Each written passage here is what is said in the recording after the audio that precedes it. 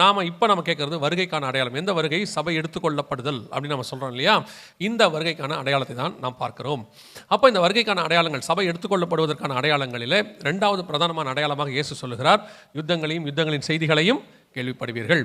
இயேசு எந்த யுத்தத்தை சொல்லுகிறார், எந்த யுத்தத்தை குறித்து சொல்லப்படுகிறது அப்படின்னு சொல்லி நீங்கள் பார்த்தீங்கன்னு சொன்னால், கடைசி காலத்தில் நடக்க வேண்டிய யுத்தத்தை குறித்து சொல்லப்படுகிறது. அதோடு கூட சேர்ந்து உங்களுக்கு சில உண்மைகள், சரித்திர உண்மைகளை இப்பொழுது நாங்கள் இன்றைக்கி இந்த காலை வேளையில் சொல்ல போகிறோம். ஸோ இந்த மே மாதத்துக்கு பிறகு இந்த சம்பவம் நடக்க வாய்ப்பு இருக்கிறது. ஸோ நீங்கள் எழுதி வச்சுக்கொள்ளுங்க. அப்போ உலகம் ஒன்று சொல்லும், பைபிள் ஒன்று சொல்லும். எப்பவுமே உலகம் பைபிளுக்கு ஆப்போசிட்டாக தான் சொல்லும். நீங்கள் பைபிள் என்ன சொல்லுதுன்னு உங்களுக்கு தெரிஞ்சால் தான் உலகம் சொல்கிறது தப்புன்னு உங்களுக்கு தெரியும். இல்லைனா பைபிளோட நீங்கள் என்ன செஞ்சிருவீங்க, உலகத்தோட என்ன செஞ்சிருவீங்க, ஒத்து போயிடுவீங்க. அதனால தான் இப்போ நாங்கள் உங்களுக்கு சொல்கிறோம், யுத்தங்களையும் யுத்தங்களின் செய்திகளையும் கேள்விப்படுவீர்கள். எந்த யுத்தத்தை குறித்து இயேசு சொல்லுகிறார் அப்படின்னா, கொஞ்சம் வசனங்களை வாசிக்க போகிறோம். எசேக்கியேல் புஸ்தகம் 38ஆம் அதிகாரம் 8வது வசனத்தை வாசிங்கள். எசேக்கியேல் 38:8. அநேக நாட்களுக்கு பிற்பாடு நீ விசாரிக்கப்படுவாய், பட்டயத்துக்கு நீங்களாகி பற்பல ஜனங்களிலிருந்து சேர்த்துக் கொள்ளப்பட்டு வந்தவர்களின் தேசத்தில் கடைசி வருஷங்களே வருவாய். போதும். இது யாரை குறித்து சொல்லப்படுகிறது என்றால், இஸ்ரவேலுக்கு விரோதமாக கடைசி வருஷத்தில் நடக்க வேண்டிய யுத்தம். ஆண்டவர் சொல்றாரு, கடைசி வருஷங்களில் நீ வருவாய், பற்பல ஜனங்களிலிருந்து சேர்த்துக் கொள்ளப்பட்டு வந்தவர்களின் தேசத்தில். ஒருவேளை இது இஸ்ரவேலை தான் குறிக்குதா, இது கடைசி காலம் என்றது அவங்கள பற்றி தான் அந்த இடத்துல சொல்லப்பட்டிருக்கிறதா அப்படின்னு கேட்டிங்கன்னா, 16வது வசனம் வாசிங்க. அதில் 16. நீ தேசத்தை கார்மேகம் போல் மூட என் ஜனமாகிய இஸ்ரவேலுக்கு விரோதமாக எழும்பி வருவாய், கடைசி நாட்களில் இது சம்பவிக்கும். வசனம் தெளிவாக இருக்குது. இந்த யுத்தம் இஸ்ரவேலுக்கு விரோதமாக வரும், கடைசி நாட்களில் வரும். இந்த செய்தியை, இந்த இந்த வசனத்தை நீங்கள் ஒரு 100 வருஷத்துக்கு முன்னாடி படிச்சிருந்தீங்கன்னா, இல்லை ஒரு 80 வருஷத்துக்கு முன்னாடி படிச்சிருந்தீங்கன்னா நடக்காதுன்னு சொல்லிடுவீங்க. ஏன் அப்படின்னு கேட்டிங்கன்னா, அப்போ இஸ்ரவேல்னு ஒரு தேசமே இல்லை, பூமியில் இஸ்ரவேல்னு ஒரு தேசமே இல்லை. அந்த தேசம் 78 வருஷம் ஆகுது. 80 வருஷத்துக்கு முன்னாடி அப்படி ஒரு பேரே இல்லை, அப்படி ஒரு பேர் ஸ்தாபிக்கப்படவே இல்லை.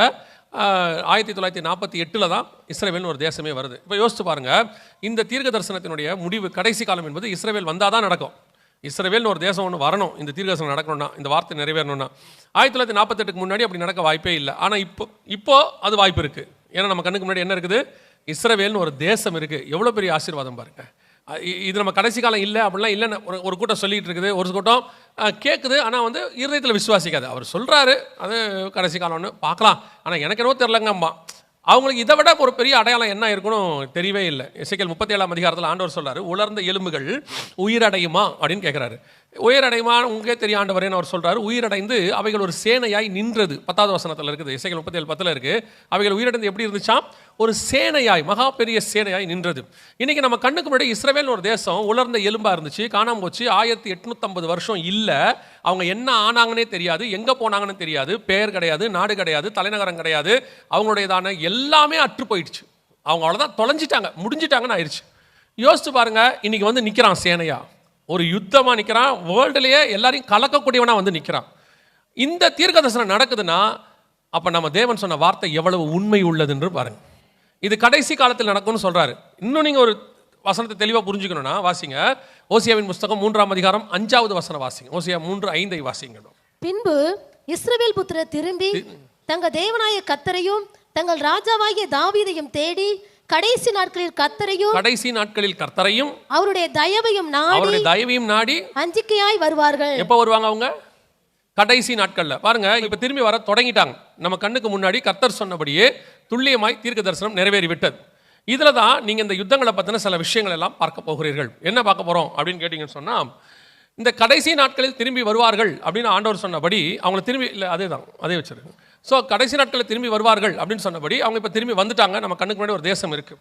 ஆனால் அவர்களை குறித்ததான மிக முக்கியமான இந்த கடைசி யுத்தத்தை பார்க்க முன்னாடி, அதுக்கு முன்னாடி இன்னும் 2 யுத்தம் இருக்குது, அவங்களுக்கு ஏற்கனவே நடந்தது. அதை நீங்கள் தெரிஞ்சுக்கணும். அதை ஒட்டி சரித்திர குறிப்புகளும் நீங்கள் புரிஞ்சுக்கணும். அப்போ தான் அடுத்து ஒரு 7 வருஷத்துக்கு நடக்க போகிற 7 வருஷமோ 10 வருஷமோ நடக்க போகிறதான எல்லா விஷயங்களையும் நீங்கள் புரிஞ்சுக்கொள்ள முடியும். இப்போது இஸ்ரவேல் ஜனங்களை குறித்ததான சரித்திரத்தோடு கொஞ்சம் பார்க்க போகிறோம். ஏசாயா புஸ்தகம் 43ஆம் அதிகாரம் 5வது வசனத்திலிருந்து வாசிங்க பார்ப்போம். ஏசாயா 43:5 வாசிங்க. பயப்படாதே, நான் உன்னோடே இருக்கிறேன். நான் உன் சந்ததியை கிழக்கிலிருந்து வரப்பண்ணி உன்னை மேற்கிலும் இருந்து கூட்டி சேர்ப்பேன். நான் வடக்கை நோக்கி கொடு என்றும் தெற்கை நோக்கி வைத்திராதே என்றும் சொல்லி, தூரத்திலிருந்து என் குமாரரையும் பூமியின் கடையாந்திரத்திலிருந்து என் குமாரத்திகளையும் நான் என் மகிமைக்கென்று சிருஷ்டித்து உருவாக்கி படைத்து என் நாமம் தரிக்கப்பட்ட யாவரையும் கொண்டு வா என்பேன். நல்லா கவனிங்க, இந்த தீர்க்க தரிசனம் அப்படியே இப்போ நம்ம காலத்தில் நடக்குது. இது ஓசியா 3:5 நீங்கள் பார்த்தது ப்ளஸ் இந்த ஏசாயா 43:5 திரும்பி வா என்பேன், இதை பார்க்கறது எப்படி இருக்கணும், எனக்கு எப்படி இருக்குன்னு கேட்டிங்கன்னா, ஏதோ இதை சாதாரணமாக ஒவ்வொரு வாட்டி பார்க்கும்போது சொல்வேன், எனக்கு சாதாரணமாக வீடியோவாக தெரியாது.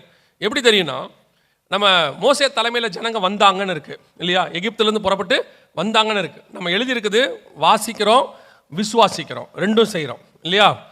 ஆனால் நம்ம பார்க்கல. அதை நம்பப்படல் மேல் உறுதியும் காணப்படாத மேல் நிச்சயம் பைபிளில் இருக்குது, விசுவாசிக்கிறோம், நடந்துச்சு, உண்மைதான் அது. ரெண்டாவது, செருபாபேல் தலைமையில் வந்தாங்க. 3 பார்ட்டாக வராங்க, நெகேமியா, செருபாபேல், எஸ்ரா, 3 பார்ட்டாக வராங்க. இது எழுதியிருக்குது, வாசிக்கிறோம், விசுவாசிக்கிறோம், மாற்றுக்கிறதே கிடையாது. ஆனால் 3வது அவர் சொல்கிறார், ஓசியாவில் கடைசி நாட்களில் திரும்பி வருவார்கள். இதை வாசிக்கிறோம், இத்தனை நாள் விசுவாசித்தோம், இன்னைக்கு நம் கண்கள் காண்கிறது, அவர்கள் திரும்பி வருகிறார்கள். இது நம்ம அந்த ரெண்டையும் நம்ம பார்க்க வாய்ப்பு கிடைக்கல, இன்னைக்கு நமக்கு பார்க்க வாய்ப்பு கிடைச்சிருக்குது. நம்ம கண்கள் பார்க்குது, உக்ரைன்லேருந்து இவங்க வராங்க, இதான் லாஸ்ட் பேட்ச். இவங்க வந்த பிறகு தான் ரஷ்யா உக்ரைன் யுத்தம் ஆரம்பிச்சிச்சு. அதுக்கப்புறம் உக்ரைன்லேருந்து புறப்படுறதுக்கான எந்த ஒரு காரியமும் இல்லை. கர்த்தர் சொன்னபடி அப்படியே. இதை நீங்கள் எப்படி நான் பார்க்கணும்னு கேட்டிங்கன்னா, வேதத்தில் சொன்ன ஒரு தீர்க்க தரிசனம் 430 வருஷம் கழிச்சு ஆபிரகாமுக்கு சொன்னது எப்படி நடந்ததோ, 70 வருஷம் கழிச்சு எப்படி எரேமியா கிட்ட சொன்னது நடந்ததோ, அதே மாதிரி நம்முடைய காலத்தில் ஒன்று நடக்கிறது. உலகம் எங்கிலும் இருந்து வராங்க. அன்னைக்கு எகிப்திலிருந்து வந்தாங்க, இன்னொன்று பாபிலோன்லேருந்து வந்தாங்க. இது உலகளாவிய எல்லா இடத்திலிருந்து வருகிறார்கள். நம் கண்களுக்கு முன்பாக இது நடக்குது. இந்த 76 வருஷத்துக்கு முன்னாடி நடந்த ஒரு சம்பவம் இது. அப்படின்னா பாருங்க, நீங்களும் நானும் எந்த காலத்து ஜனங்கள்னு புரிஞ்சுக்கோங்க. கடைசி காலத்தில் வருவாங்கன்னு பைபிள் சொல்லுது. 430 வருஷம் கழிச்சு வந்தானா அதான் அவனுக்கு அந்த காலம், விடுதலையின் காலம்னு அர்த்தம். 70 வருஷம் கழிச்சு வருகிறானா அதான் விடுதலையின் காலம்னு அர்த்தம். இப்போ இவன் 1850 வருஷம் கழிச்சு வந்திருக்கிறான். இதை தவிர மேன்மையான மிக முக்கியமான அடையாளம் நம் நூற்றாண்டில், நம்ம தாத்தாக்கள் காலத்தில் இது நடந்துச்சு. ஆண்டவர் சொன்னபடி துல்லியமாய் நடந்துருச்சு. ஆனால் இந்த இஸ்ரவேல் ஜனங்கள் எல்லா காலத்திலும் செய்கிற தப்பை இந்த காலத்திலும் செய்தார்கள். ஆண்டவர் என்ன பண்ணாரு, முதலாம் உலக யுத்தம் முடிஞ்ச உடனே இவங்க திரும்பி வருவதுக்கு, இந்த தீர்க்க தரிசனத்தை நிறைவேற்றுறதுக்கு ஆண்டவர் என்ன பண்ணாரு, ஒரு ஒப்பந்தத்தை ஏற்படுத்தினார். அதுக்கு பேர் பால்ஃபர் டிக்ளரேஷன் அப்படின்னு பேர். அதுக்கு பேர் பால்ஃபர் டிக்ளரேஷன் அப்படின்னு பேர். அப்படின்னா என்ன அப்படின்னு கேட்டிங்கன்னா, இந்த இஸ்ரவேல் தேசமானது 1850 வருஷம் ஒட்டமான் துருக்கியர் அப்படிங்கிறவங்களோட கையில் இருந்துச்சு. இப்போ இருக்க துருக்கி கையில் இருந்துச்சு. ஆண்டவர் சொல்றாரு, கடைசி நாட்கள் அவங்களை கொண்டு வருவேன் அப்படின்னு சொல்லி. முதல் உலக யுத்தம் முடியும் போது 1914 18 வரைக்கும் முதல் உலக யுத்தம் முடியும் போது இந்த இங்கிலாந்து தேசம் அன்னைக்கு இன்னைக்கு இருக்கிற அமெரிக்கா மாதிரி வல்லரசாக இருந்துச்சு. அவங்க அந்த யுத்தத்தில் தோக்கிற நிலைமைக்கு வந்துட்டாங்க. அவங்க கிட்ட இருந்ததான காரியங்கள்லாம் பாதிக்கப்பட்டுச்சு. அப்போ அவங்களுக்கு ஜெயிக்கிறதுக்கு என்ன பண்ணணும்னு தெரியாத போது அவங்களுடைய நாட்டில் இருந்த ஒரு யூத விஞ்ஞானி, அவர் பேர் சார் வைஸ்மேன்னு பேர், அவர் என்ன பண்ணாரு, நான் இதை ஜெயிக்கிறதுக்கு ஒரு ஐடியா கொடுக்குறேன், நான் கேட்குற பொருள் கொடுங்க, நான் ஒரு பொருள் கண்டுபிடிச்சு கொடுக்குறேன், அதை வச்சு நீங்கள் யுத்தம் பண்ணுங்கன்னு ஒரு வெடிகுண்டு ஒன்று கண்டுபிடிச்சு கொடுத்தார். அதன் அடிப்படையில் தான் இங்கிலாந்து ஜெயிச்சிச்சு. ஜெயிச்ச உடனே அவங்க என்ன பண்ணாங்க, அவருக்கு ஒரு சர்பட்டம் கொடுத்துட்டு, உங்களுக்கு நாங்கள் இதை தாண்டி ஏதாவது செய்ய விரும்புகிறோம், உங்களுக்கு என்ன வேணும்னு கேட்டாங்க. அந்த யுத்தத்தில் தான் இங்கிலாந்து இஸ்ரவேல் தேசத்தை துருக்கியிலிருந்து ஜெயிச்சு வாங்குது. ஸோ ஜெயிச்சு அவங்க கைக்கு வந்த உடனே இப்போ இவர் கேட்குறாரு, இந்த மாதிரி எங்கள் ஜனங்க ஒரு 1850 வருஷமாக அகதியாக இருக்காங்க, எங்கேயும் போகிறதுக்கு எங்கள் வழி இல்லை, எங்கள் தேசம் இன்னொருத்தர்கிட்ட இருந்துச்சு, கேட்டால் கொடுக்க மாட்டாங்க, ஆனால் இப்போ இது உங்ககிட்ட இருக்கு, நீங்கள் வந்து எங்களை என்ன வேணும்னு கேட்குறீங்க, எங்கள் தேசத்தில் குடியேறதுக்கு எங்களுக்கு அனுமதி கொடுங்கன்னு சொல்லி கேட்டார். யோசிச்சு பாருங்க, ஒரு மனுஷனை கொண்டு கர்த்தர் ஒரு பெரிய ரட்சிப்பை கட்டளையிடுகிறார். அவர் கேட்ட உடனே அவரை கனப்படுத்துறதுக்காக இங்கிலாந்து தேசம் அன்னைக்குள்ள வெளியுறவுத்துறை அமைச்சர், அவர் பேர் பால்ஃபர், அவர் தான் அவரை கொண்டு ஒரு வரைவு ஏற்படுத்துறாங்க. அதன் அடிப்படையில் உலகமெங்கிலும் இருக்கிற யூதர்கள் தங்கள் தேசத்தில் வந்து குடியேறலாம் என்கிறதான ஒரு சட்டம் போடப்படுகிறது. நிறைய பேர் கேட்குறாங்க, இஸ்ரவேலர்கள் வந்து அங்கே ஆக்கிரமிப்பு பண்ணிட்டாங்க, அந்த நாட்டை பிடிச்சிட்டாங்க அப்படின்னு. இப்போ நீங்கள் இப்படி எடுத்துக்கோங்களேன், இலங்கை தமிழர்கள் இன்னும் 100 வருஷம் கழிச்சு, நான் சொல்றது இப்போ இல்லை, இன்னும் 100 வருஷம் கழிச்சு இலங்கைக்கு அவங்க திரும்பி வந்தா அது அவங்க தேசத்துக்கு வருவதா, ஆக்கிரமிப்பு பண்ணுவதா? எத்தனை வருஷம் ஆனாலும் இலங்கை தமிழர்களுடைய தேசம் இலங்கை தான். எத்தனை வருஷம் ஆனாலும் இஸ்ரவேல் தேசம் யூதர்களது தான். அவன் 1850 வருஷம் கழிச்சு வந்த உடனே இவங்க என்ன சொல்லிட்டாங்க, ஆக்கிரமிப்பு பண்ணிட்டாங்க அவன் தேசத்துக்கு. அதனால தான் எல்லாரும் ஒரு கேள்வி கேட்டாங்க, அவன் எங்கிருந்து வந்தான், அவன் அப்போ எங்கிருந்தோ வந்து தானே அவன் தேசத்தை பிடிக்கணும். இப்போ அமெரிக்கா போய் வெனின்சுலா பிடிச்சிருச்சு, அதுக்கு பேர் தான் ஆக்கிரமிப்பு. ஏன்னா இவன் அமெரிக்கா, அவன் பிடிச்சது வெனின்சுலா. ஆனால் இங்கே நடக்கிறது, அவன் சுய தேசத்துக்கு திரும்பி வந்துட்டான். ஸோ இன்னைக்கு ஒரு உலகம் என்ன சொல்லிட்டு இருக்கு மீடியாலன்னு கேட்டால், அவர்கள் வந்து தங்கள் தேசத்தை ஆக்கிரமிப்பு பண்ணிட்டார்கள். அவன் 1850 வருஷம் கழிச்சு தன் சொந்த தேசத்தை வந்து எடுத்துக்கொண்டான், அவ்வளோதான். நீங்கள் மலேசியாவில் எவ்வளோ ஒரு பிரச்சனை வரும்போது, அங்கே பர்மாவில் ஒரு பிரச்சனை வரும்போது, மியான்மரில் வரும்போது ஜனங்கள் எல்லாம் தமிழ்நாட்டுக்கு தான் திரும்பி வந்தாங்க. எத்தனை வருஷம் எங்கே இருந்தாலும் தமிழருடைய தாய்நாடு எது தான், அது தமிழ்நாடு தான். அதே மாதிரி தான் அவன் எந்த ஊரில் எத்தனை வருஷம் இருந்தாலும் அவன் தேசம் பாலஸ்தீனம், அவன் தேசம் இஸ்ரவேல், அங்கே வந்துட்டான் அவன். ஸோ இப்போ அவங்க வந்த உடனே அவன் பண்ண தப்பு என்னன்னு கேட்குறீங்களா? இது வந்து உலகத்துக்கு இவங்ககிட்ட இருந்த தப்பு என்னன்னா, கர்த்தர் தேசத்தை கூட்டி சேப்பான்னு கொடுக்கும்போது கண்டிப்பாக என்ன பண்ணிடணும், வந்துடணும். இப்போ இஸ்ரவேல் ஜனங்கள் ஆண்டவர் தேசத்தை கொடுத்துட்டு வான்னு சொன்னால், அவன் இருந்தது முழுக்க ஐரோப்பாவில். அன்றைக்கி அமெரிக்கா வல்லரசு கிடையாது, ஐரோப்பா தான் இருந்துச்சு, இங்கிலாந்து தான். ஸோ அவன் வரல. அவன் எல்லாம் என்ன பண்ணிட்டான்னு கேட்டிங்கன்னா, அவன் ஊரில் சந்தோஷமாக இருந்துட்டான். கர்த்தர் பார்த்தாரு, நான் சொன்ன வசனத்தை நீங்கள் கேட்டு வரணும், விசுவாசிச்சு வரணும். ஆண்டவர்கிட்ட ஒரு பழக்கம் இருக்குது, அவர் சொல்லி நீங்க கேட்டு வந்துட்டீங்கன்னா நல்லது, இல்லைன்னா வர வைப்பார். ஏன்னா அவர் சர்வ வல்லமை உள்ள தேவன். ஒரு உலக பிரகாரமா அழிகிற ராஜாவே சொல்றான், நான் சொன்னது சொன்னதே அப்படிங்கிறான். அழியாத ராஜா எழுதினதே. அவர் சொன்னா அவ்வளவுதான். அதை மாற்ற கருத்தோ கேட்கற கருத்தோ யாருக்கும் இங்க இல்லவே இல்லை. திரும்பி வா உன்னை கூட்டி சேப்பேன்னா வந்திருக்கணும், இவன் வரல. அதனால என்ன பண்றாரு, இன்னொரு தீர்க்க தரிசனம் உரைக்கிறார். ஆமோஸ் புஸ்தகத்துல இன்னொரு தீர்க்க தரிசனம் இருக்கு. 2ஆம் அதிகாரம் 13ஆம் வசனம் வாசிங்க பார்ப்போம். ஆமோஸ் 2:13. இதோ கோதுமை கட்டுகள் நிறைபாரமாக ஏற்றப்பட்ட வண்டியில் இருக்கிறது போல நான் உங்களை நீங்கள் இருக்கிற ஸ்தலத்தில் இருத்துவேன். அப்படின்னா என்ன சொல்றாருன்னா, நான் உன்னை ஒரு தேசத்துக்கு கொடுத்த, நீ வந்துரு, வராட்டி என்ன நடக்கும்ன்றதுக்கு ஒரு தீர்க்க தரிசனம் வரைக்கிறார். என்ன தீர்க்க தரிசனம்னா, ஒரு கோதுமை கட்டை எப்படி அந்த ஒரு ஊர்ல இருக்கிறவன் வண்டியில ஏத்துவானோ அந்த மாதிரி உன் ஊர்லயே நான் உன்னை செய்வேன்றார். அப்போ இந்த இடத்துல பாத்தீங்கன்னா கோதுமை கட்டை ஏத்துற மாதிரி ஏத்தணும். என்ன அர்த்தம்னா, ஒண்ணு மேல ஏத்தி அந்த வண்டி நிறைபாரமாய் அப்படின்னு இந்த மாதிரி உங்களை வண்டியில ஏத்துவேங்கிறார். இந்த தீர்க்க தரிசனம் அப்படியே எப்ப நடந்துச்சுன்னு கேட்டீங்கன்னு சொன்னா, 1936 43க்குள்ள ஜெர்மனி தேசத்துல ஹிட்லர் அவங்கள பண்ணது யூதர்களை மட்டும் பண்ணது, மற்ற யாரையுமே பண்ணல. ஒரு 70 பேர் ஏறக்கூடியதான ட்ரெயின்ல 300 பேரை ஏற்றிருக்கிறார். அதுல மூச்சு திணறி உள்ளேயே செத்துட்டா என்ன பண்ணுவாங்கன்னா, இழுத்து வெளியே போட்டுட்டு ட்ரெயின் போயிட்டே இருக்கும். அந்த மாதிரி ஆயிரக்கணக்கில் ஜனங்க செத்துருக்காங்க. அந்த 7 வருஷத்துல மட்டும் ஹிட்லர் சாவடிச்சது 60 லட்சம் யூதர்கள். கணக்கில் வந்தது மட்டும், கணக்கில் வராது தெரியாது, கணக்கில் வந்தது மட்டும் 60 லட்சம் யூதர்களை. கணவனையும் மனைவியும் பிரிச்சிருவாரு, பிள்ளைகளையும் பெற்றோரையும் பிரிச்சிருவாரு, வெவ்வேறு ஊருக்கு ட்ரெயின் ஏற்றி அனுப்பி விட்டுருவாங்க. அவங்க எங்கே போகிறாங்கன்னே தெரியாது, மொத்த அடையாளத்தையும் மாற்றிடுவான். இந்த காலத்து மாதிரி அந்த காலத்தில் உங்களுக்கு RFID ஃபேஸ் ரெகக்னேஷன் சிஸ்டம் எதுவுமே கிடையாது. யார் எங்கே போனாங்கன்னே தெரியாது, டோட்டலாக மாற்றி விட்டுருவான். அப்படி ஒரு கோதுமை கட்டை ஏற்றுற மாதிரி இந்த சம்பவத்தை நான் நடந்த இடத்த போய் நான் நேரில் பார்த்தேன். போன வருஷம் போகும்போது என்ன பண்ணோம், அப்படி ஒரு சம்பவத்தை போய் என்ன செஞ்சோம், போய் பார்த்தோம். அவங்க அங்கே இருக்கிறவங்க என்ன செஞ்சாங்க, கூட்டிகிட்டு போனாங்க. ரொம்ப மனசு கஷ்டமாயிருச்சு. ஏன்னா அந்த கிரவுண்ட், அவங்கள கொலை பண்ண கிரவுண்டு அதை இன்னும் வச்சிருக்கிறாங்க. அந்த இடத்துல அதோடைய ஃபோட்டோஸு, அவங்கள பண்ண அந்த கொடுமைகள் எல்லாத்தையும் அப்படியே வச்சிருக்கிறாங்க. பார்த்தா ஒரு 1000 பேர் 10,000 2000 பேர் தங்க வேண்டிய இடத்துல 10,000 பேர் தங்கியிருக்காங்க. அங்கே தான் முதல்ல மலேரியாங்கிற கிருமியே உருவாகிருக்குது. ஒரு சாரார் சொல்கிறாங்க அதை கண்டுபிடிச்சி அவங்கள டெஸ்ட் பண்ணுறதுக்கு அவங்க மேலே போட்டு பார்த்தாங்கன்னு சொல்கிறாங்க. அந்த அளவுக்கு இதெல்லாம் ஏன் நடந்தது அப்படின்னு சொல்லி பார்த்தீங்கன்னா, கர்த்தர் ஒரு வாக்கு பண்ணின போது அந்த வாக்கு தத்தத்தை கேட்டு நீங்கள் என்ன செய்யணும், கீழ்ப்படிஞ்சு வந்திருந்தால் இந்த பிரச்சனையே கிடையாது. அவங்க என்ன நினைச்சாங்கன்னா, ஐரோப்பாவில் சந்தோஷமா இருக்கிறோம், ஆனால் கர்த்தர் கொடுக்குற தேசம் பாலைவனமா இருக்குது, இப்போ நம்ம போய் அங்கே என்ன பண்ண போறோம், அதுக்கு இங்கேயே இருக்கலாமே அப்படின்னு நினைச்சாங்க. எப்பவுமே பல நேரத்தில் இதுதான் நம்ம பண்ணக்கூடியதான மிஸ்டேக். இந்த ஜனங்களும் அப்படித்தான், எவ்வளவு சொல்லியும் கேட்கல. அதே ஆமோஸ் புஸ்தகம் 2ஆம் அதிகாரம் 16வது வசனத்தை வாசி. 2:16 வாசி. பலசாலிகளுக்குள்ளே தைரியவான் அந்நாளிலே நிர்வாணியாய் ஓடிப்போவான் என்று கர்த்தர் சொல்கிறார். எவ்வளவு பெரிய தீர்க்க தரிசனம் தெரியுமா?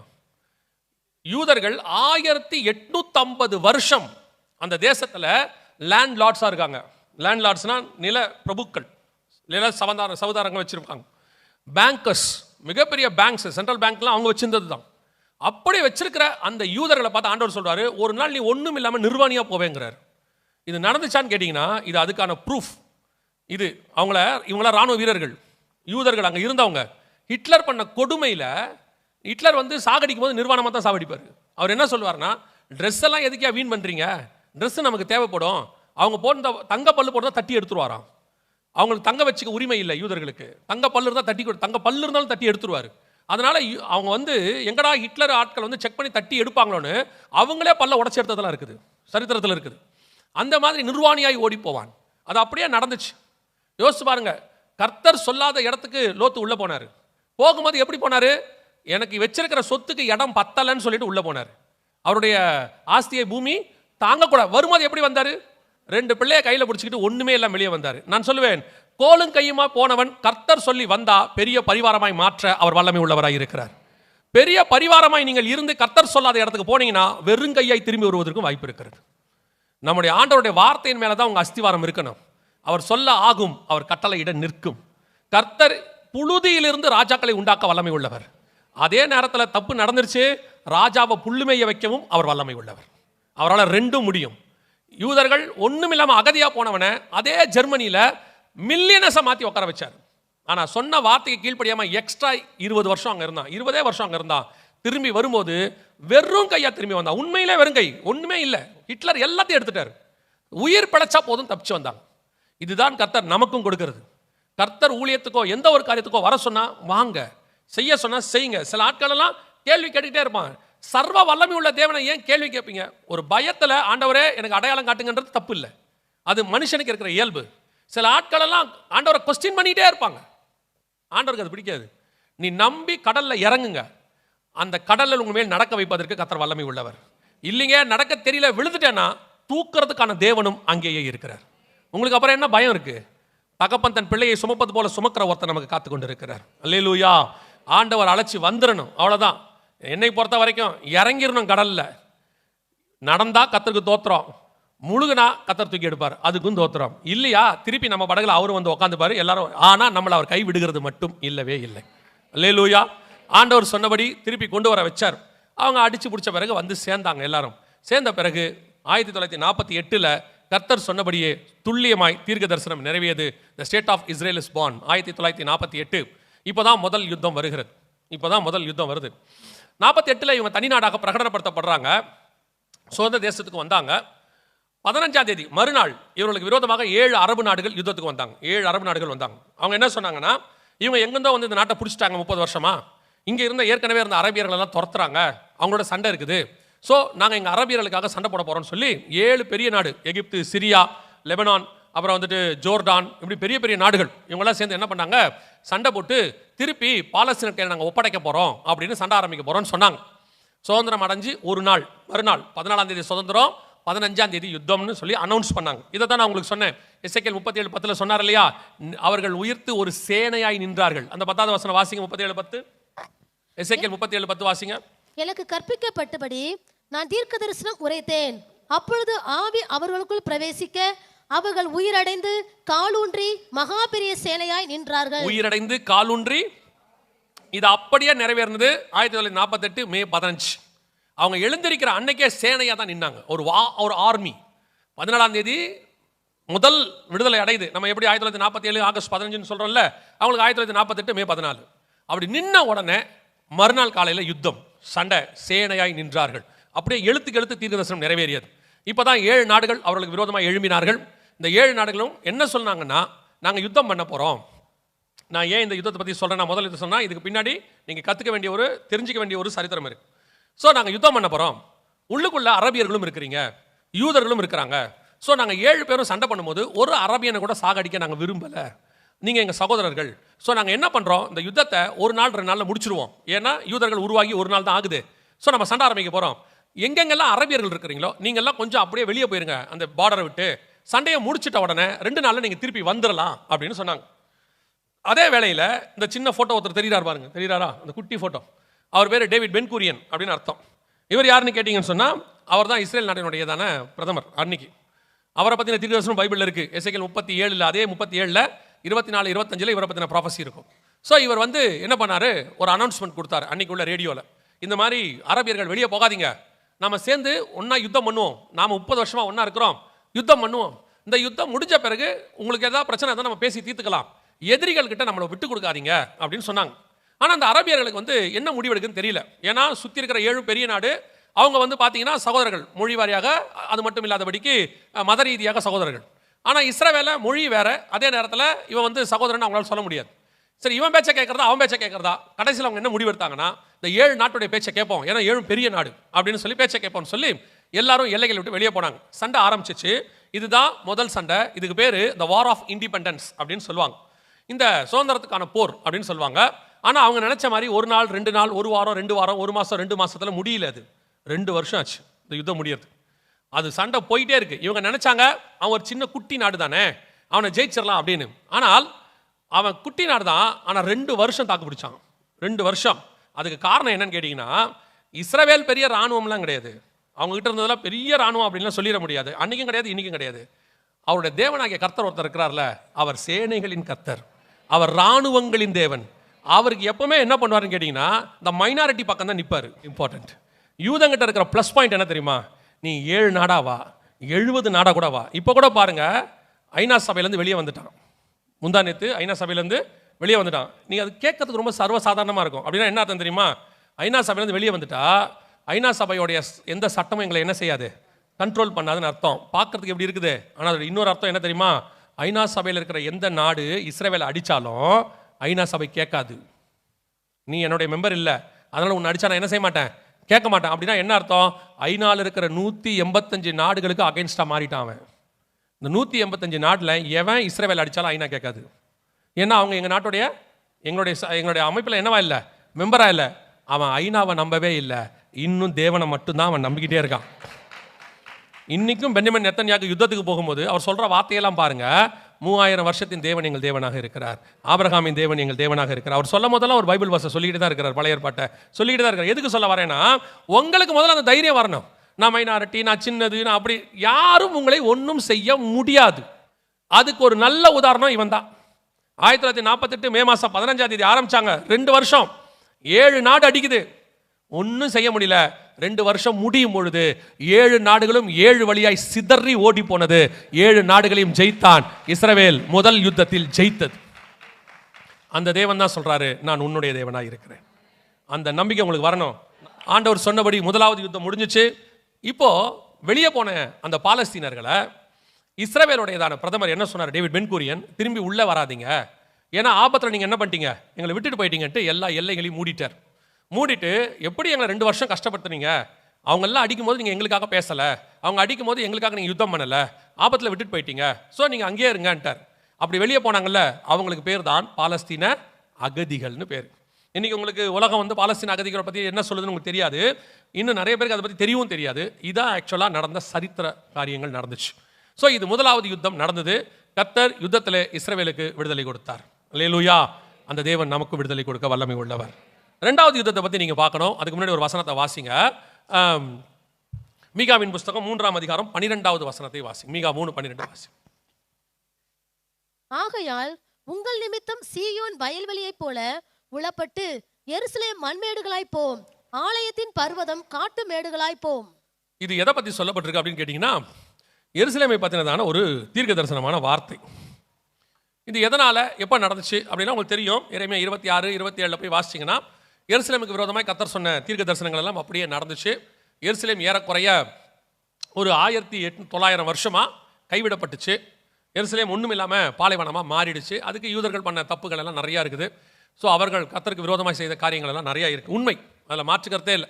ஆனால் ஒன்று நல்லா தெரிஞ்சுக்கொள்ளுங்க, எருசலேம் மட்டும் இல்லை, யூதர்கள் மட்டும் இல்லை, உலகத்தில் இருக்கிற அத்தனை பேரையும் வச்சு நான் சொல்கிறேன், விசுவாசிகள், ஊழியக்காரர்கள் எல்லாரையும் சொல்கிறேன், நீங்கள் முன்னாடி எவ்வளோ பாவம் பண்ணியிருக்கீங்க, என்ன பண்ணியிருக்கீங்கன்றதெல்லாம் போகட்டும். எப்போ நீங்கள் மனம் திரும்பி அவர்கிட்ட ஆண்டவர்கிட்ட நீங்கள் ஒப்புரவாகிறீங்களோ அன்னைக்கு உங்களை மன்னிக்க தேவன் வல்லமை உள்ளவராக இருக்கிறார். அவரை மாதிரி மீண்டும் சேர்த்துக் கொள்வதற்கு ஒரு தேவன் உலகத்தில் கிடையவே கிடையாது. ஸோ இப்போ என்ன நடந்துச்சுன்னு கேட்டிங்கன்னா, எருசலேம் விழுந்து போச்சு. ஆனாலும் ஆண்டவர் சொல்கிறார், மிகுந்த இரக்கங்களினால் உன்னை சேர்த்துக் கொள்வேன் அப்படின்னு சொன்னார். இப்போ நீங்கள் ஒரு வசனத்தை திருப்பிக் கொள்ளுங்க, எல்லாருமே திருப்பிக் கொள்ளுங்க, எழுதி வச்சுக்கொள்ளுங்க, அண்டர்லைன் பண்ணிக்கொள்ளுங்க. இந்த வசனம் தான் இப்போ நீங்களும் நான் இருக்கிற இந்த காலகட்டத்துக்குரிய வசனம். 12ஆம் அதிகாரம் சகரியாவின் புஸ்தகம் 3 முதல் 6 வசனத்தை நீங்கள் திருப்பிக் கொள்ளுங்க. ஆனால் வாசிக்க வேண்டியது 6வது வசனத்தை வாசிங்க. 3 முதல் 6 வச்சுக்கோங்க, 6வது வசனத்தை வாசிங்க. அந்நாளிலே யூதாவின் தலைவரை விறகுகளுக்குள்ளே எரிகிற அக்கினி அடுப்புக்கும் வைக்கோல் கட்டுகளுக்குள்ளே எரிகிற தீவெட்டிக்கும் ஒப்பாக்குவேன். அவர்கள் வலதுபுறமும் இடதுபுறமாக புறப்பட்டு சுற்றிலும் இருக்கிற எல்லா ஜனங்களையும் பட்சிப்பார்கள். எருசலேம் திரும்பவும் தன் ஸ்தானமாகிய எருசலேமிலே குடியேற்றப்பட்டு இருக்கும். இது எருசலேமை பற்றின தீர்க்க தரிசனம் கர்த்தர் உரைத்தார். அவங்க தேவனை விட்டு தூரம் போனாங்க, அக்கிரமம் பண்ணாங்க, அநியாயம் பண்ணாங்க, எல்லாம் எரேமியா 26, 27 இருக்கு 2 அதிகாரத்தில். ஸோ ஆண்டவர் சொல்றாரு, அவங்கள தண்டிச்சேன், சிதறடிக்க பண்ணினேன், அவங்கள மண்மேடாக்கி போட்டேன், பாலைவனமாக்கினேன், ஒண்ணுமில்லாமாக்கினேன். எவ்வளோ நாள்னு கேட்டிங்கன்னா 1900 வருஷம். ஒரு நாள் 2 நாள்லாம் இல்லை. எவ்வளோ நாள்? 1900 வருஷம் அவர்களை அப்படி கர்த்தர் விட்டுட்டார். தரிசா அப்படி அவங்கள போட்டு விட்டார், அவங்கள மொத்தம் பாலைவனமாக்கி விட்டார். இப்போ திருப்பி சொல்றாரு, அவனை நான் திருப்பி உருவாக்குவேன், எருசலேமை திருப்பி கொண்டு வருவேன் அப்படின்னு சொன்னார். இந்த தீர்க்க தரிசனம் எப்போ நிறைவேறுச்சு அப்படின்னு கேட்டீங்கன்னு சொன்னா, 1967 ஜூன் மாதம் 5ஆம் தேதி இந்த தீர்க்க தரிசனம் நிறைவேறுச்சு. கர்த்தர் சொன்னபடி 6 நாள் யுத்தம், 2வது யுத்தம் வந்துச்சு. இந்த 6 நாள் யுத்தத்தில் தான் எருசலேம் மீண்டும் ஏறக்குறைய 2000 வருஷம் கழிச்சு, கிபி 70க்கு பிறகு 1900 வருஷம் கழிச்சு இஸ்ரவேல் கையில் திரும்பி வருது, யூதர்கள் கையில் திரும்பி வருது. இவங்களாம் அதை ஜெயிச்சவங்க. இதான் அஃபிஷியலாக அவங்க உள்ளே நுழையிறாங்க. ஃபர்ஸ்ட் இந்த யுத்தத்தில் உள்ளே போகிறாங்க. ஆண்டவர் அவர்கிட்ட 6 நாளில் இது கொடுத்தார். இது ஓய்வு நாள் யுத்தம், யாம் கிப்பர் வார், இப்படி நிறைய சொல்லுவாங்க. இந்த யுத்தத்துக்கு ஒரு பேர் வச்சிருக்காங்க, நிறைய பேர் வச்சிருக்காங்க. வெறும் 6 நாளில் முழு எருசலேமும் அவங்க கண்ட்ரோலுக்கு வந்துச்சு. கர்த்தர் சொன்னபடி எருசலேம் திரும்பவும் தன் ஸ்தானமாக எருசலேமில் குடியேற்றப்பட்டிருக்கும் அப்படின்னு சொன்னார். சொன்னபடியே எருசலேம் குடியேறி விட்டது. இப்போ நீங்கள் பார்க்குறது இப்போ இருக்கிற எருசலேம், பகல்லையும் இரவிலையும் போட்டிருக்கிறோம். அது காரணம் என்னென்னா, பகலில் ஜனங்க குடியேறிட்டாங்கன்றதுக்கு பாலைவனமாக இருந்த இடத்துலலாம் வீடு கட்டியாச்சு. அதுக்கு பிறகு இரவில் அவங்க குடியேறிட்டாங்கன்றதுக்கு இன்னொரு ப்ரூஃப் என்னன்னா, எல்லா இடத்துலையும் விளக்கு இருக்குது. அவங்களாம் கண்டிப்பாக என்ன செஞ்சுட்டாங்க, ஜனங்க வந்துட்டாங்க, மனுஷங்க அங்கே இருக்கிறாங்கன்னு அர்த்தம். முழுவதுமாக எருசலேம் குடியேறிச்சு, ஜனத்திரளால் மூடியாச்சு. கர்த்தர் சொன்ன தீர்க்க தரிசனம் 12:6 இந்த சகரியாவின் புஸ்தகம், கர்த்தர் சொன்னபடி நடந்துருச்சு. ஆனால் அந்த வசனத்தில் என்ன சொல்றார் ஆண்டவர், எருசலேம் திரும்பவும் தன் ஸ்தானமாகிய எருசலேமில் குடியேற்றப்பட்டிருக்கும் அப்படின்னு சொன்னார். அப்போ எருசலேமுக்கு ஒரு ஸ்தானம் இருக்கு, தன் ஸ்தானத்தில் குடியேற்றப்பட்டிருக்கும். அது என்ன ஸ்தானம் அப்படின்னு கேட்டீங்கன்னு சொன்னா, எருசலேம் மகாராஜாவின் நகரம்னு அர்த்தம். எருசலேம் மகாராஜாவின் நகரம், அதாவது இஸ்ரவேலுடைய தலைநகராக இருக்கணும். ஆனால் 1967 அவங்க ஜெயிச்சு வந்த பிறகு அது தலைநகராக மாறவில்லை. சுற்றி இருக்கிற எல்லா நாடுகளும் நீங்கள் தலைநகராக மாற்றினீங்கன்னா ஒத்துக்க மாட்டோம், நாங்கள் சண்டை போடுவோம். அது மட்டும் இல்லை, அவங்களுக்கு தலைமையாக இருந்த அமெரிக்கா சொல்லிருச்சு, நீங்கள் அதை என்னவா மாற்றக்கூடாது, இப்போதைக்கு தலைநகராக மாற்றாதீங்க, பெரிய பிரச்சனையாகும். என்னை பொறுத்த வரைக்கும் இது அமெரிக்காவோ சுற்றி இருக்கிற நாடுகளோ யாரை பற்றின டிசிஷன் கிடையாது. இந்த டிசிஷன் கர்த்தருடையது. ஆண்டவர் ஒன்று சொல்லிட்டாருன்னா அதை மாற்ற அதிகாரம் யாருக்கும் கிடையாது. 1948 நாடு வரும்னாரு, வந்துடுச்சு. யார் மாற்றக்கூடும்? அதே மாதிரி ஆண்டவர் சொன்ன நாள் வரல, ஒரு நாள் அது வந்துச்சு. எப்போன்னு கேட்டிங்கன்னா 2018 அமெரிக்காவுக்கு ஜனாதிபதியாக ட்ரம்ப் வந்தார். ட்ரம்ப் வந்து என்ன பண்ணுறாரு, ஒரு வாக்குறுதி கொடுக்குறாரு. என்ன வாக்குறுதி கொடுக்குறாருன்னா, நான் ஜனாதிபதியானா இஸ்ரவேலுக்கு தலைநகராக எருசலேமை மாற்றுவேன் அப்படின்னு சொல்கிறார். அப்போது இது வந்து அமெரிக்க ஜனாதிபதிகள் எல்லாருமே சொல்கிற ஒரு வாக்குறுதி. யார் எலெக்ஷனுக்கு வந்தாலும் அப்படி சொல்லுவாங்க. காரணம் என்னென்னா, யூதர்களுடைய ஓட்டு அதிகமாக இருக்குது அமெரிக்காவில், அதனால் அவங்ககிட்ட ஓட்டு வாங்குறதுக்கு அப்படி சொல்லுவாங்க. ஜெயிச்ச உடனே விட்டுருவாங்க, அதுக்கப்புறம் அதை பற்றி செய்ய மாட்டாங்க, அந்த வாக்குறுதியை நிறைவேற்ற மாட்டாங்க. ஆனால் ட்ரம்ப்பு இந்த வாக்குறுதியை கொடுத்தாரு. எலெக்ஷன் அவங்களுக்கு எப்படின்னு கேட்டிங்கன்னா நவம்பர் மாதம் நடக்கும். பதவியேற்பு வந்து ஜனவரி மாதம் அடுத்த வருஷம் நடக்கும். அதாவது 2 மாதம் கழிச்சு தான் நடக்கும் பதவியேற்பு. நம்ம ஊர் மாதிரி ஒரு வாரத்துக்குள்ளேயெல்லாம் மறுநாள் 2 நாள் அப்படிலாம் நடக்காது. பதவியேற்பு எப்படின்னு கேட்டிங்கன்னா நவம்பர் 20 எலெக்ஷன், ஜனவரி 20 பதவியேற்பு. அவங்களுக்கு எப்போவுமே 4 வருஷத்துக்கு ஒரு தடவை நடக்கும். நவம்பர் 20 எலெக்ஷன் முடிஞ்சிச்சு, ட்ரம்ப் ஜெயிச்சிட்டார். ஜெயிச்ச பிறகு ட்ரம்ப் கிட்ட கேட்குறாங்க பதவியேற்கிறதுக்கு முன்னாடியே, நீங்கள் ஜனாதிபதி ஆகிட்டீங்களே, இஸ்ரவேலுக்கு தலைநகராக எருசலேமை மாற்றுவீங்களா அப்படின்னு சொன்ன உடனே ட்ரம்ப் சொல்கிறாரு, நான் மாற்றிடுவேன், நான் வந்தோடனே ஃபஸ்ட்டு அதான் செய்ய போகிறேன் அப்படின்றார். இப்போ தான் உலக நாடுகளுக்கெல்லாம் ஒரு பயம் வருது, என்னடா இருந்தாலும் இப்போ திடீர்னு இப்படி சொல்கிறானேன்னு சொல்லி. இப்போ வாசிங்க சகரியா 12:3-4 வாசிங்க. சகரியா 12:3-4. அந்நாளிலே நான் எருசலேமை சகல ஜனங்களுக்கும் பாரமான கல்லாக்குவேன், அதை கிளப்புகிற யாவரும் சிதைக்கப்படுவார்கள், பூமியில் உள்ள ஜாதிகள் எல்லாம் அதற்கு விரோதமாய் கூடிக்கொள்வார்கள். நல்லா கவனிங்க, பூமியில் உள்ள ஜாதிகள் எல்லாம் அதற்கு விரோதமாய். இது 2017 டிசம்பர் மாதம் 5ஆம் தேதி நடந்த சம்பவம். உலகத்தில் உள்ள நாடுகள் ஏறக்குறைய 50 நாடு ஒருமித்து எருசலேம் தலைநகராக மாறக்கூடாதுன்னு சொன்னது. யூரோப்பியன் யூனியன் வான்ஸ், யூரோப்பியன் யூனியனில் 28 நாடு இருக்குது. Trump against recognising Jerusalem as Israel capital. எவ்வளோ பெரிய ஹெட்லைன் தெரியுமா இது? 2000 வருஷம் கழிச்சு நடக்கிற ஹெட்லைன், எருசலேம் கேபிட்டலுங்கிற ஹெட்லைன். இதெல்லாம் சாதாரணமான தீர்க்க தரிசனம்லாம் கிடையாது நீங்கள் நினைக்கிற மாதிரி. ஒரு நகரம் 3000 வருஷம் கழிச்சு தலைநகராக மாறுது. சிதேக்கியா ராஜாவை பிடிச்சிட்டு போகிறாங்கல்ல, கண்ணை குருடாக்கி விலங்கு போட்டு கூட்டு போனாங்கல்ல, அன்னைக்கு தலைநகரத்தை விட்டு போச்சு அது. அதுக்கப்புறம் நேபுகாத் நேச்சார் பாபிலோன் சாம்ராஜ்யம் 70 வருஷம், அப்புறம் கோரேஸ் மேதிய பெர்ஷிய சாம்ராஜ்யம், அப்புறம் அலெக்சாண்டர் கிரேக்க சாம்ராஜ்யம், அப்புறம் அகஸ்துராயன் லூக்கா 2ல் வாசிக்கிறோம் ரோம சாம்ராஜ்யம், அதற்கு பிறகு பைசாண்டியர்கள், அங்கே ஆரம்பிச்சு இங்கிலாந்து சாம்ராஜ்யம், பிரிட்டிஷர்ஸ் நம்ம இருந்தாங்க, அவங்க காலத்தில் நடக்கல. எந்த காலத்திலும் நடக்காம 3000 வருஷம் கழிச்சு எருசலேம் தலைநகரங்கிற பேர் வருது, கேபிட்டல், ஜெருசலேம் கேபிட்டல்.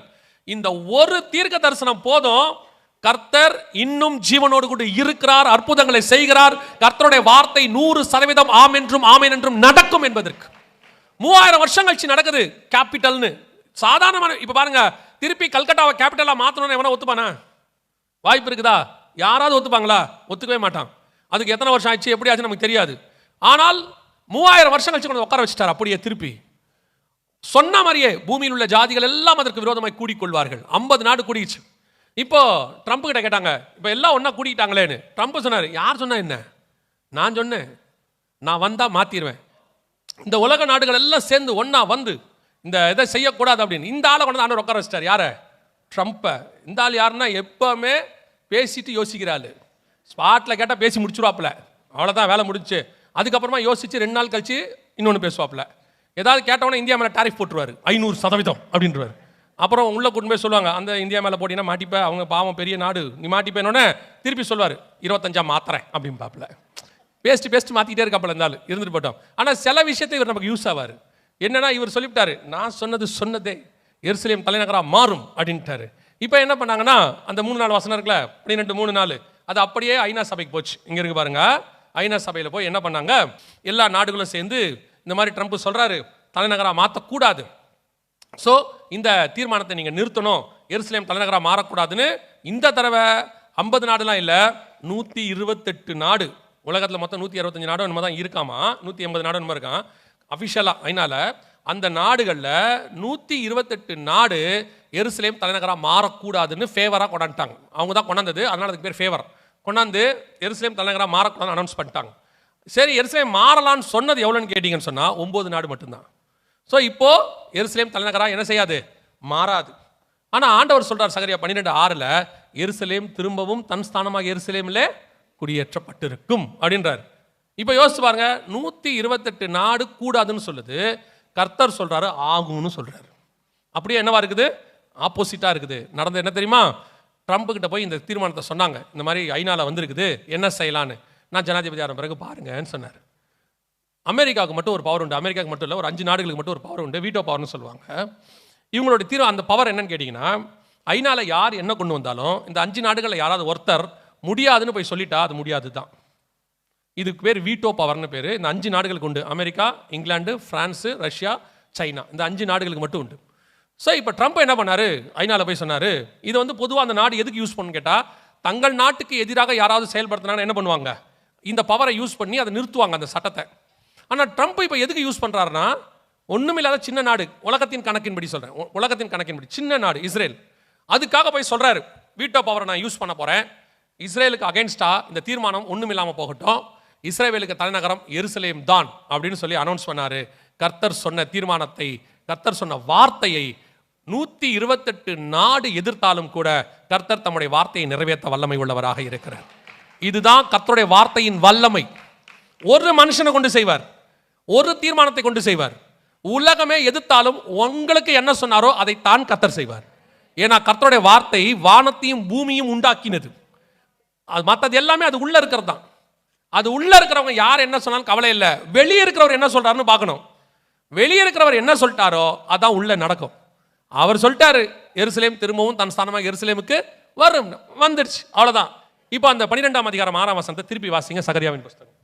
அந்நாளிலே யூதாவின் தலைவரை விறகுக்குள்ளே எரிகிற அக்கினி அடுப்புக்கும். ஒரு நிமிஷம், அந்நாளிலே யூதாவின் தலைவரை, அந்நாளில் யூதாவின் தலைவர்னா யாரு, எருசலேம் தலைநகராக போது இருக்கிற யூதாவின் தலைவர். ஏன்னா பர்டிகுலரா அவர் என்ன சொல்றாருன்னா அந்நாளிலே அப்படிங்கிறார்.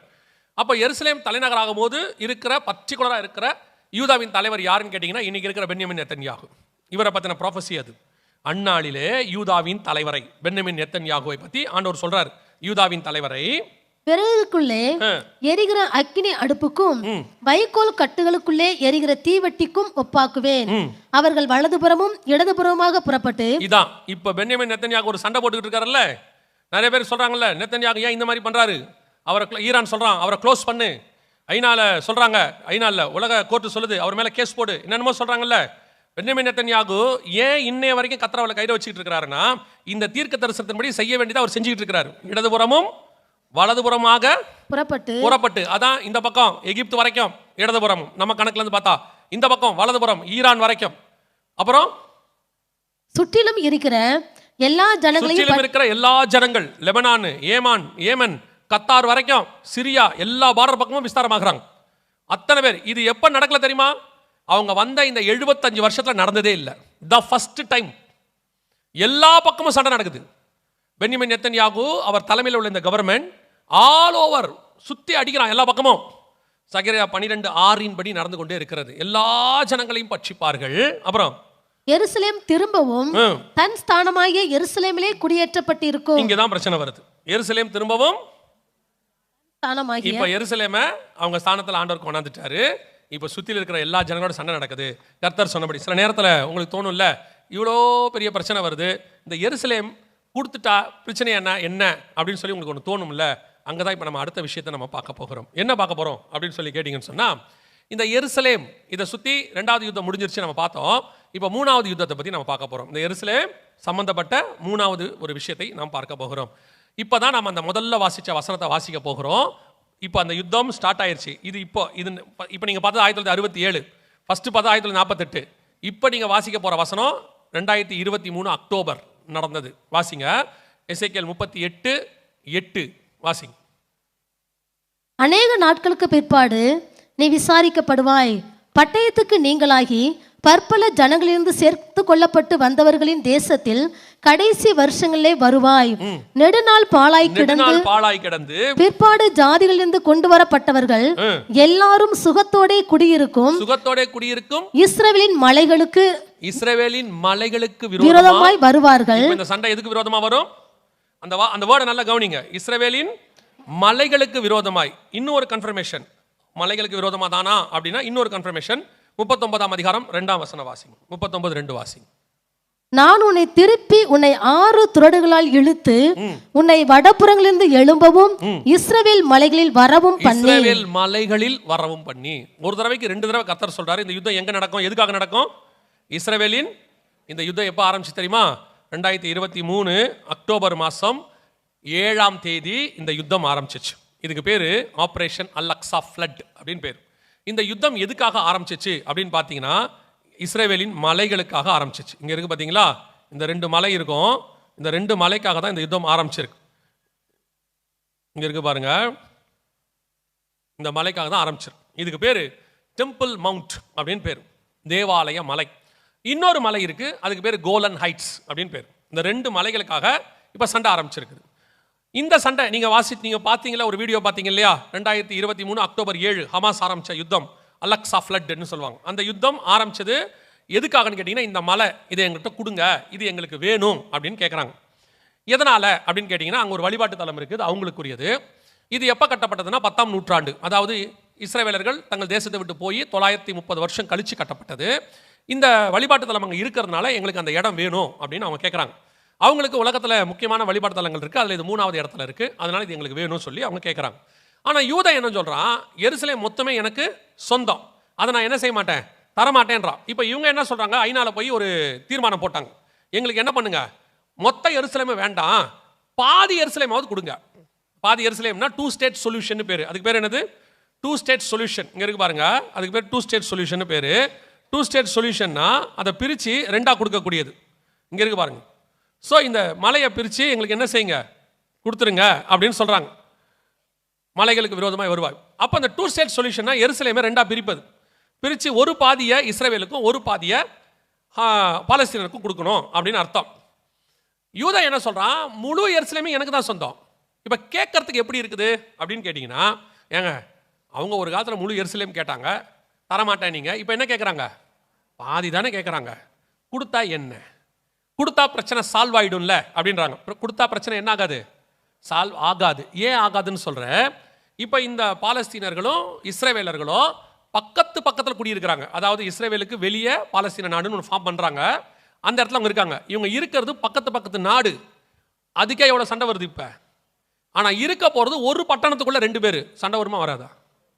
அவங்கெல்லாம் என்ன சொல்கிறாங்கன்னா, வெளியே இருக்கும் போது தான் சண்டை போட்டுக்கிட்டோம், வீட்டுக்குள்ளே விட்டுட்டிங்கன்னா நாங்கள் சண்டை போட மாட்டோன்றான்.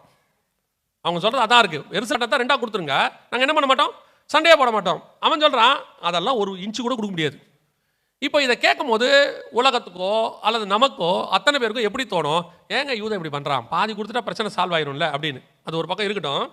முதல்ல உங்களுக்கு ஒரு உண்மை தெரியணும். பைபிள் வச்சிருக்கிறவங்களுக்கு, பைபிள் வாசிக்கிறவங்களுக்கு, சபைக்குள்ளே உட்காந்துருக்கிறவங்களுக்கு ஒரு உண்மை தெரியணும். இந்த எருசலேம் முதல்ல யாருக்கு சொந்தம்? அது எப்படி சொந்தம்னு கேட்டால் என்ன செய்வீங்க? தேவாலயம் இருந்துச்சுங்க. தேவாலயம் சாலமோன் கால் தானே வந்துச்சு.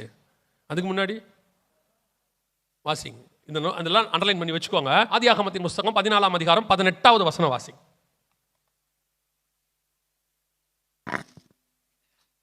அன்றியும் உன்னதமான தேவனுடைய ஆசானியாய் இருந்த சாலேமினின் ராஜாவாகிய மெல்கிசேதேக்கு. யாருடைய ராஜா? சாலேமினா. சாலேமின்.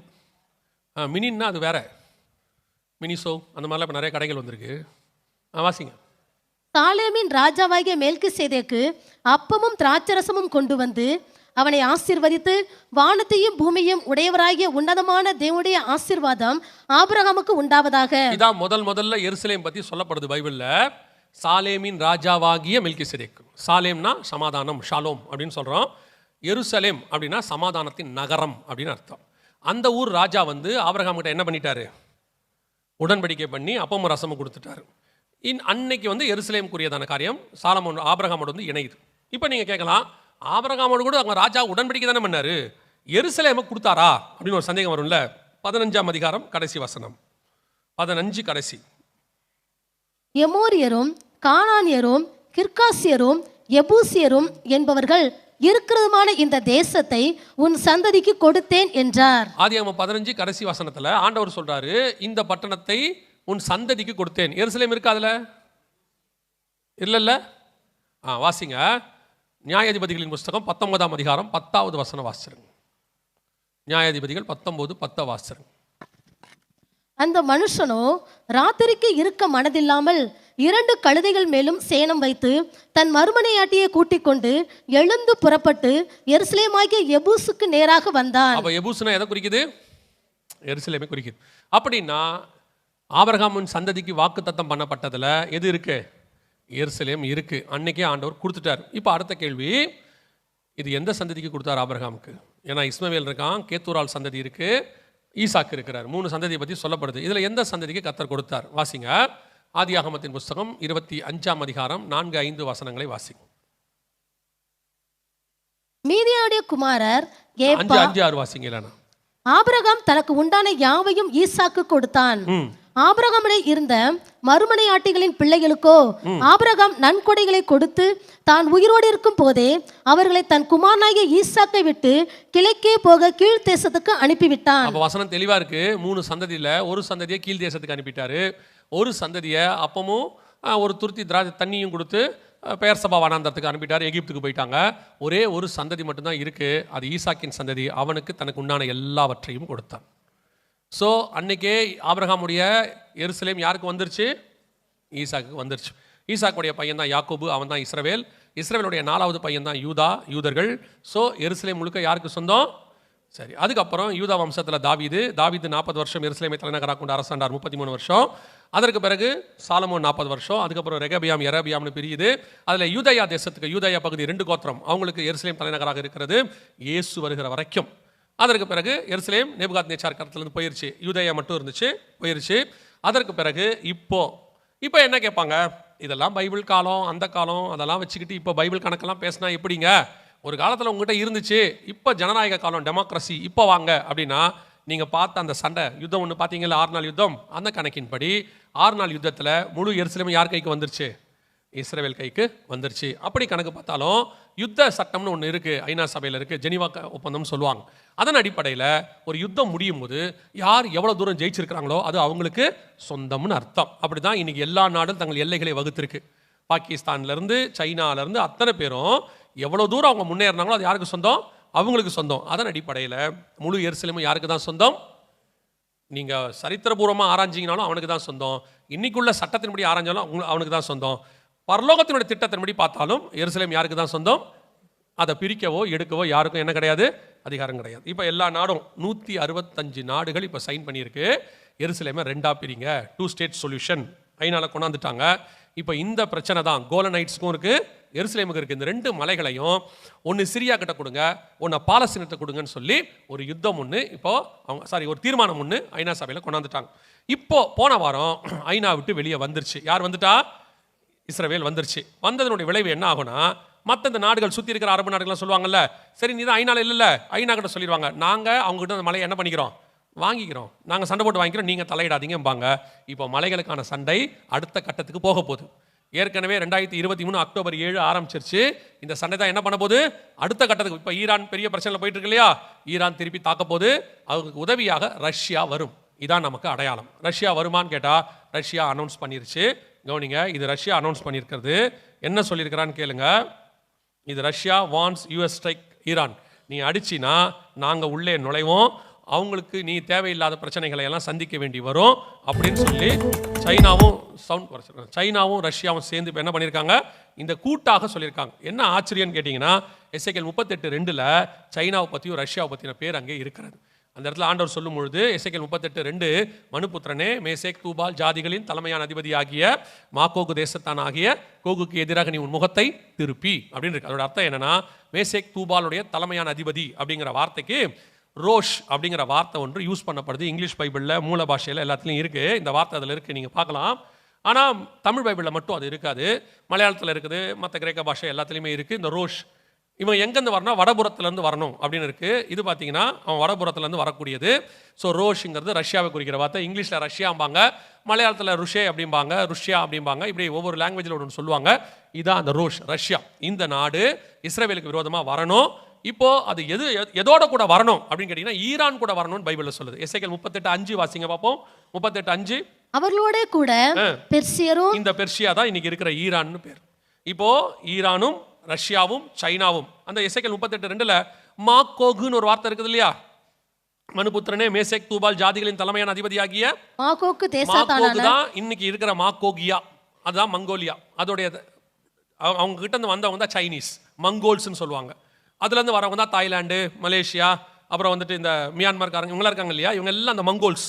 அந்த மங்கோல்ஸில் இப்போ இருக்கிறது வந்து சைனா. மாக்கோகியா வரணும், கூட மங்கோலியா வரணும். இப்போ சைனாவும் ரஷ்யாவும் சேர்ந்து இந்த யுத்தத்தை அடுத்த கட்டத்துக்கு கொண்டு போகிறாங்க. இது சொல்லுது ரஷ்யா வந்து யூஎஸ்க்கு அகேன்ஸ்டாக பேச ஆரம்பிச்சிருச்சு. வார் ஸ்டார்ட் ஆக போது. இந்த வார் எப்போ வேணாலும் எந்த நிமிஷம் வேணாலும் ஸ்டார்ட் ஆகும்.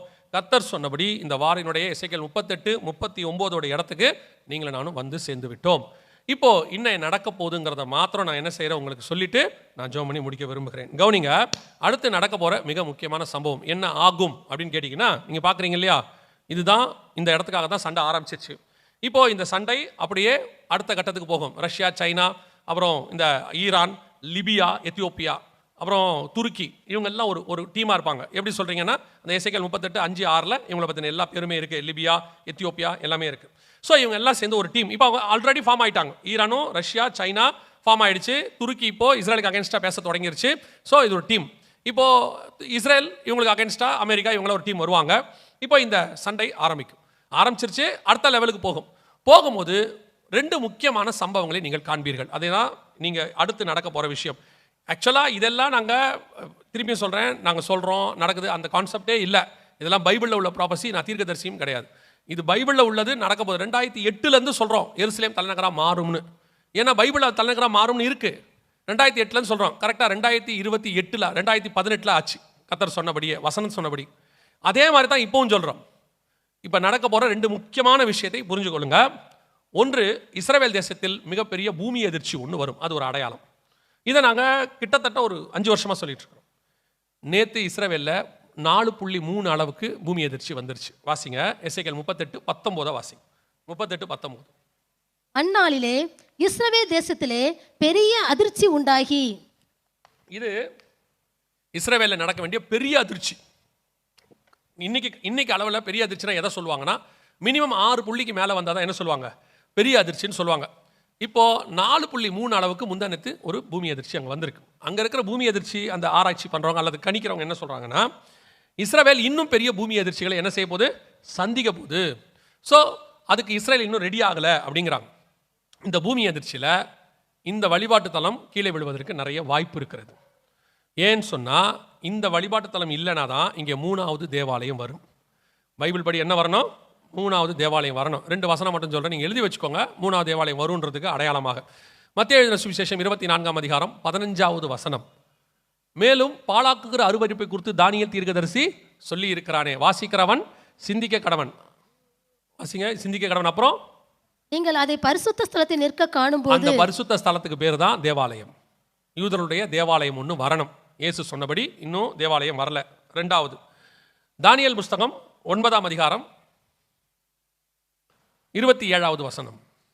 அவர் 1 வாரம் அளவும் அநேகருக்கு உடன்படிக்கையை உறுதிப்படுத்தி அந்த வாரம் பாதி சென்ற போது பலியையும் காணிக்கையும் ஒளிய பண்ணுவார். பலி காணிக்கை இருக்கணும்னா கண்டிப்பா என்ன இருக்கணும், ஒரு பலிபீடமும் ஒரு தேவாலயம் இருக்கணும். இப்போ நீங்க பார்க்குற இந்த ஸ்தலத்தில் இருக்கிற இந்த வழிபாட்டு தலம் ரிமூவ் ஆகும். இதை எதை வச்சு நீங்க சொல்றீங்க, வெறும் பூமி எதிர்ச்சியை வச்சானா? இல்ல. லூக்கா எழுதின சுவிசேஷம் 21 வசனம் வாசி. லூக்கா 21:24. பட்டய கரிக்கினாலே விழுவார்கள், சகல பிரஜாதிகளுக்குள்ளும் சிறைப்பட்டு போவார்கள், புறஜாதியாரின் காலம் நிறைவேறும் வரைக்கும் எருசலேம் புறஜாதியாரால் மிதிக்கப்படும். புறஜாதியாரின் காலம் நிறைவேறும் வரைக்கும் எருசலேம். ஸோ இந்த எருசலேமை அவங்க பரிசுத்த ஸ்தலமாக மாற்றணும்னா இந்த மலையில் இருக்கிற வழிபாட்டு தலம் போய் அவங்க கண்ட்ரோலுக்கு மொத்தமாக வரணும். அவங்க தேவாலயத்தை அங்கே என்ன செய்யணும், கட்டணும். அப்போ தான் என்னவாகும், அவங்களுக்கு அடையாளமாக இருக்கும். ஸோ அவங்க தேவாலயம் இங்கே கட்டணும்னா கண்டிப்பாக இந்த வழிபாட்டு தலம் என்ன செய்யும், ரிமூவ் ஆகும். அந்த பெரிய பூமி எதிர்ச்சியில் இது ரிமூவ் ஆக வாய்ப்பு இருக்குது. இல்லையா, யுத்தத்துலையும் இருக்குது. ஏன்னா ஏற்கனவே இந்த ஹமாஸ் யுத்தத்தில் 3 வருஷத்தில் மட்டுமே 500க்கும் மேற்பட்ட அவங்களுடைய வழிபாடுதலத்தை அவங்க இடிச்சிட்டாங்க. லெபனானில் இவங்க காசா பகுதியிலலாம் 500 வழிபாடுதலத்தை இடிச்சிட்டாங்க. ஸோ இதுதான் லாஸ்ட், நீங்கள் இடிவதை காண்பீர்கள். இதை நீங்கள் பார்க்குறீங்கன்னா கடைசி செகண்ட் வந்துடுச்சு, மூட்டை முடிச்சு கட்டலான்னு அர்த்தம். எப்படிங்க சொல்கிறீங்க? அது இடியறதுக்கும் நமக்கு வருகைக்கும் ஏதாவது சம்மந்தம் இருக்குதா அப்படின்னா, நீங்கள் வாசித்தது லூக்கா 21:24 சரியா? புறஜாதியாரின் காலம் நிறைவேறும் வரை எருசலேம் புறஜாதியாரால் மிதிக்கப்படும். 28 வாசிங்க. இவைகள் சம்பவிக்க தொடங்கும் போது வெரி இம்பார்ட்டன்ட், இவைகள் சம்பவிக்க தொடங்கும் போது உங்கள் மீட்பு சமீபமாக இருப்பதால் நீங்கள் நிமிர்ந்து பார்த்து உங்கள் தலைகளை உயர்த்துங்கள் என்றார். ஏன் அப்படி சொல்றார் தெரியுமா? அப்போஸ்தலர் படிகள் 1:6-9 இயேசு பரமேறி போகும்போது அப்போஸ்தலர்கள் அப்படியே வானத்தை நோக்கி பார்த்துட்டு இருக்காங்களா? அப்போ ஒரு தூதன் சொல்றானா, ஏன் வானத்தை அண்ணாந்து பார்க்கிறீர்கள்? நீங்கள் பார்க்கும்படி இயேசுவானவர் எப்படி ஏறி போனாரோ அப்படியே இறங்கி வருவார். இதைத்தான் இயேசு இங்கே கனெக்ட் பண்றாரு. நீங்கள் இவைகள் சம்பவிக்க தொடங்கும் போது உங்கள் மீட்பு சமீபமாக இருப்பதால் நீங்கள் நிமிர்ந்து பார்த்து தலைகளை உயர்த்துங்கள். ஏன் தெரியுமா? கிறிஸ்துவுக்குள் மரித்தவர்கள் முதலாவது எழுந்திருப்பார்கள், பின்பு உயிரோடு இருக்கிற நாமும் அவருக்கு மேகங்கள் மேல் எதிர்கொண்டு போக மேகங்கள் மேல் எடுத்துக்கொள்ளப்பட்டு அவரோடு கூட இருக்க போகிறோம். ஸோ இது எல்லாமே கரெக்டாக ப்ராஃபஸி படி நம்ம கணக்கு எட்ஜுக்கு வந்துருச்சு. அந்த இடத்துக்கான சண்டையும் ஆரம்பிச்சிருச்சு. இப்போ நெருங்கி பூமி எதிர்ச்சி நடக்க ஆரம்பிச்சிருச்சு. ஸ்லைட்டாக ஆட தொடங்கி இருக்குது. இதெல்லாம் எதுக்கான அடையாளம்னா, வருகைக்கு முன்பாக நடைபெற வேண்டிய எல்லா அடையாளம் நடக்கும். எருசலேமில் இப்படி நடக்கிறதுனாலையோ, அவங்க வழிபாடுதலம் இருக்கிறதோ இல்லாமல் போகிறதோ அதனாலேயோ உங்களுக்கும் எனக்கும் எந்த பிரயோஜனமும் இல்லை. நீங்களும் அதுக்காக இல்லை. நமக்கு எருசலேம், பூமிக்குரிய எருசலேம் பற்றி கவலையும் இல்லை. கலாத்தியர் 4 தெளிவாக சொல்லிட்டாரு, இது அல்ல மேலான எருசலேமே நமக்கு இருக்கு. நம்ம அதுக்கு தான் காத்திருக்கிறோம். ஸோ இது நமக்கு என்னன்னா, உங்களுடைய வருகைக்கும் உலகத்தின் முடிவுக்கும் அடையாளம் என்னன்னு கேட்டாங்கல்ல, அதுக்கான அடையாளங்களை பார்த்துக்கிட்டு இருக்கிறோம். ஸோ கர்த்தர் சொன்னபடி இப்பொழுது நம் கண்களுக்கு முன்பாக துல்லியமாய் தீர்க்க தரிசனம் என்ன செஞ்சுட்டு இருக்கு? நிறைவேறிடுச்சு. we are in the last moment. யுத்தங்களையும் யுத்தங்களின் செய்திகளையும் அதற்கான எல்லா காரியங்களும் முகாந்திரங்களும் நம்முடைய காலத்தில் நடக்குது. இப்ப இதே காரியம் 2023 முன்னாடி இல்லை. இப்போ எல்லாம் சரியா ஃபார்ம் ஆகி அப்படி நிக்குது. இது எல்லாமே சபைக்கான அடையாளம். அவங்க யுத்தம் நடத்துறாங்க, என்ன பண்ண போறாங்க அது அவங்க இஷ்டம். எங்க யுத்தம் நடந்தா என்னங்க, நமக்கு அதுல ஒண்ணுமே இல்லை. நீங்க திருப்பி அந்த வசனத்தை வாசிங்க, முடிச்சிடுறேன். மத்திய 24:6 திருப்பி வாசிங்க. யுத்தங்களையும் யுத்தங்களின் செய்திகளையும் கேள்விப்படுவீர்கள், கலங்காதபடி எச்சரிக்கையாய் இருங்கள். இது நடந்தா நீங்க என்ன செய்யாதீங்க? கலங்காதபடி எச்சரிக்கை. ஏன்னா இவைகள் சம்பவிக்க தொடங்கும் போது உங்கள் மீட்பு சமமாக இருப்பதால். யுத்தத்தை குறித்து உலகம் தான் பயப்படணும், சபை பயப்பட வேண்டிய அவசியம் கிடையாது. ஏங்க ஒருவேளை வருகை வரலனா அப்படி கேட்டீங்கன்னா சொல்றேன், வருகை வந்தால் இவைகளுக்கு நடுவில் கர்த்தர் உங்களை என்னை மீட்டுக் கொண்டு மேலே போவார். ஒருவேளை வருகை தாமதிக்குமானால் ஆண்டவர் சொல்லக்கூடிய ஒரு வார்த்தை, வாதை உன் கூடாரத்தை அணுகாது, பொல்லாப்பு நேரிடாது, பகலில் பறக்கும் அம்பிற்கும், அதான் ஸ்கட்டு ஏவகன குண்டு போடுறது, பகலில் பறக்கும் அம்பிற்கும் இருளில் நடமாடும் கொள்ளை நோய்க்கும் நான் பயப்பட மாட்டேன். ஏன்னா அவர் என் பட்சத்தில் இருக்கிறார். யுத்தம் நடந்தாலும் சரி, நடக்கா விட்டாலும் சரி, நீங்களும் நானும் காத்து கொண்டிருப்பது அவரை சந்திப்பதற்காக. இந்த செய்தியினுடைய நோக்கம் யுத்தம் வரும்போது எல்லாம் ஓடி ஒளிஞ்சிக்கங்கன்னு சொல்றதல்ல. இந்த செய்தியின் நோக்கம், யுத்தம் வரும்போது கவலைப்படாதிருங்கள். யுத்தத்திற்கு நடுவிலே உங்களை என்னையும் கர்த்தர் மீட்க வல்லமை உள்ளவராக இருக்கிறார். ஒருவேளை வருகை தாமதிக்குமானாலும் அவர் உங்களை என்னையும் பாதுகாக்க வல்லமை உள்ளவராக இருக்கிறார். நம்முடைய தேவன் நமக்கு கொடுக்கிற ஆசீர்வாதம், வாக்கு தத்தம், சங்காரத்தூதன் வந்தாலும் சரி, சங்காரத்தூதன் வரா விட்டாலும் சரி, ஆட்டுக்குட்டியின் ரத்தம் நம் வீட்டின் மேல் பூசப்பட்டிருக்கிறது. வாதை உன் கூடாரத்தை அணுகாது. அல்லேலூயா. அப்ப இயேசுவின் வருகை மிக சமீபம். அவ்வளவுதான், இவ்வளவுதான் விஷயமே. கர்த்தருக்கு சித்தமானால் நம்முடைய தலைமுறை, நம் கண்கள் அவருடைய வருகையை பார்ப்பதற்கு நிறைய வாய்ப்பு இருக்கு. ஒருவேளை நீங்க நினைக்கலாம், பாஸ்டர் இப்படி தான் வருஷம் வருஷம் இவரை கூப்பிடுறாரு, இவரும் வருஷம் வருகை வருதுன்றாரு, வந்தா மாதிரி தெரியலையே. அப்படியே இருக்கட்டும், 5 வருஷமா நான் வரனே இருக்கட்டும், வருகை வராமையே இருக்கட்டும். 5 வருஷமா நான் சொன்ன டைம் முடிஞ்சிருச்சுன்னு அர்த்தம். ஆண்டவர் வருகைக்கு வச்ச டைம்ல எத்தனை முடிஞ்சிருச்சு? ஒருவேளை ஆண்டவர் 6 வருஷம் வச்சிருந்தாருன்னா 5 வருஷம் முடிஞ்சிருச்சு, தான் கடைசி வருஷம்னு அர்த்தம்.